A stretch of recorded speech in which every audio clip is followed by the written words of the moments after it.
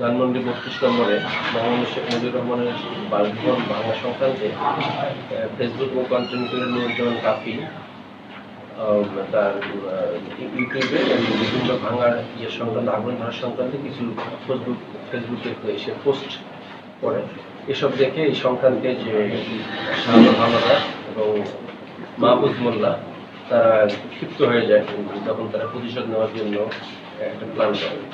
এই প্ল্যানের অংশ হিসেবে তারা ১২ তারিখ ১২/২/২৫ ১ তারিখ তারা এই শাহাদত এবং মাহফুজ মোল্লা বরিশাল থেকে বিআরটিসি গাড়িতে চড়ে তারা আমতলীর বান্দুরা বাস স্ট্যান্ডে এসে নামে।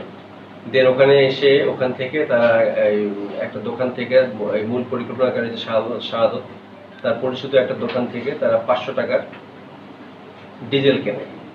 এরপর আমতলী গিয়ে তারা দুইজনে একটা মোটরসাইকেল ভাড়া নেয়। এই মোটরসাইকেলটা ভাড়া নিয়ে তারা কাফির বসত বাড়িতে যায়। কাফির বসত বাড়ি হলো নুরুজ্জামান কাফির বসত বাড়ি হলো কলাপাড়ার রজপাড়া এলাকায়। ওখানে যাওয়ার পর তারা যখন রাত্রেবেলা মোটরসাইকেলটা পাশে রেখে বাসায় যায়, বাসায় গিয়ে তারা ওই যে তেল নেয়, এই তেলটা বাসার চতুর্দিকে বিভিন্ন ঘরের মধ্যে তারা এই স্প্রে করে ঢেলে দেয়। এরপরে একটা ন্যাকড়া দিয়ে ওয়ালে মুছে দেয়, যে কনফার্ম করে যে তেলটা সব চতুর্দিকে পড়ে গেছে। এরপর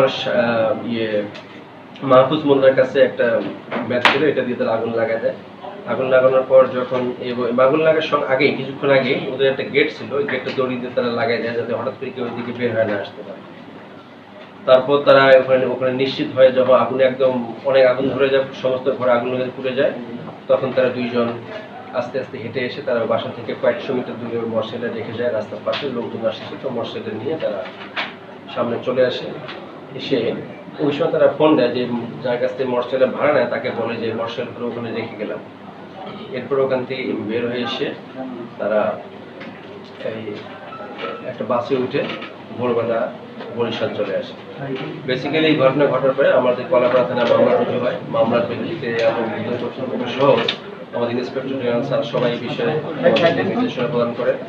আমি আমাদের ম্যাজিস্ট্রেটের সদস্য থাকেন মোহাম্মদ শাহিদুল ইসলাম এবং ডিবির টিমকে এই বিষয়ে এনগেজ করি।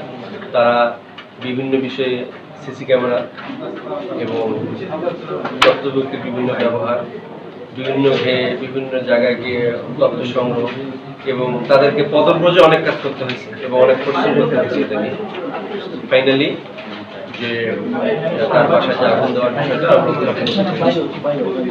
এখন আসামিরা আমাদের হাতে আছে, গ্রেফতার আছে, আইনগত সংশোধন করবো। পাশাপাশি আমরা এখন এটার মোটিভ অর্থ যোগান অন্য কোনো কেউ আছে কিনা এটা আমরা তদন্ত করে দেখবো।